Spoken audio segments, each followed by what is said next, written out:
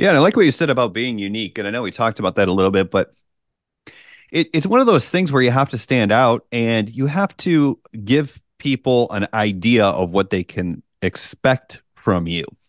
So if we are scrolling on TikTok or looking at different creators, we're going to get something different from each creator or marketer that we follow. This person might be really good at communicating strategies clearly. This person might be good at motivation. This person might give a unique angle. This person might have a ton of success and it just makes it look easy and so on and so forth. So I think what you can do while you're posting consistently is also take notes on what's working. What are people resonating with? And I'll give you an example here. Is this girl reached out to me the other day on TikTok, just sent me a DM or left a comment or whatever. And I'd been doing funnel audits, kind of like surprise funnel audits, where I just find somebody on social media and then I audit their campaign on TikTok in order to show people, what I thought they were doing wrong. Yeah, I know we talked about this on the last episode, but the importance of being unique. When people are viewing you, they have to understand what they can expect to you or expect from you. So they're comfortable with you. They know what they're going to get, and then they want to watch you again. If you're just throwing about a bunch of random pieces of content that you're copying, you know, it's just going to look like a mess. But if they know that from you they're going to get education, or from you they're going to get motivation, or from you they're going to get humor, then when they see your next video, they're like, oh, I like this person, they make me laugh, or I like this person, they always give me interesting insight, or I like this person because I could resonate with them. So that's the importance of actually self-auditing what's working while you're being consistent in the beginning. What you have to do is you have to look for clues. You're probably not in the beginning just going to create one video, go viral, and then make $20,000. That's just not the way it works. You have to see, okay, what's working a little bit better.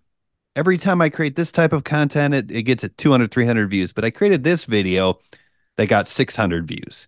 Why did it do better? And dive into that. And I'll give you a perfect example. I was doing some account audits randomly, like just ambushing people on TikTok. If I saw someone who was promoting something, I would dive into their content, take screenshots, and then do an audit on TikTok in order to get more views and attract more people who might be promoting the same sort of things. And after doing that for a couple of days, this girl got in the comments and she was like, will you please audit my account? Will you please audit my account? I've been doing this for 2 months or what have you, and I'm just not getting any results. So I looked at her videos and it was very obvious. It was simple. I looked at her videos and 85, 95% of her videos had 200 to 300 views. But there were 3 videos, 2 of them which she pinned. So obviously she was aware that they did better. 2 of them which she pinned was addressing the opportunity for teachers to create a side hustle, maybe like in the summertime when they're not in school. Those outperformed. I think all 3 of those videos had anywhere between 800 and 1,000 views. So not viral by any means, but clearly outperforming the rest of the content. Okay, why isn't she creating all of her videos about teachers now? Why isn't she speaking to teachers? So that's what I did. I created an audit for her, and I was like, here, you have to just talk to teachers, talk to the pain points of teachers, talk to the desires of teachers. Talk about what they can do in the summertime when they need to fill their void. They want to create a business, but they don't want a business that's going to ruin their school year. Like address all these things. I'm assuming you're a teacher as well. Why did you want to start this side hustle? Why was this a good opportunity for you with your career? Dive into all those things. Then you're going to attract hundreds or thousands of teachers who might want to start a side hustle or buy into whatever you're promoting. And she was like, yeah, I did notice that. And that's all part of the learning curve. She noticed it, but she didn't implement on it. When you Mm-hmm. find something that's working for you, it's probably because it's in part unique.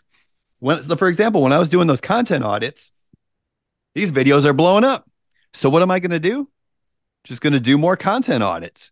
It's great because I attract the right people, because I'm not necessarily giving a beginner product. I'm giving a product that is more geared towards people who've started and aren't seeing success yet. So this is my perfect audience. That's the other thing you want to consider. Are you attracting your perfect audience? Yeah. Okay, then just do that more and more and more, right? Yeah, that makes a lot of sense. I mean, especially as a beginner, right? You don't see yourself identify with your audience, right? And then finding that is so difficult, you know. You have to know yourself first of all, and you have to know what type of people you want to attract, right? So identifying your target audience, that's part of the process in the beginner, right? Who are you marketing to? Who is your content gonna go to? You know, so that's something, a question that you have to ask yourself. And the easiest way that I found my target audience is by talking about my story, right?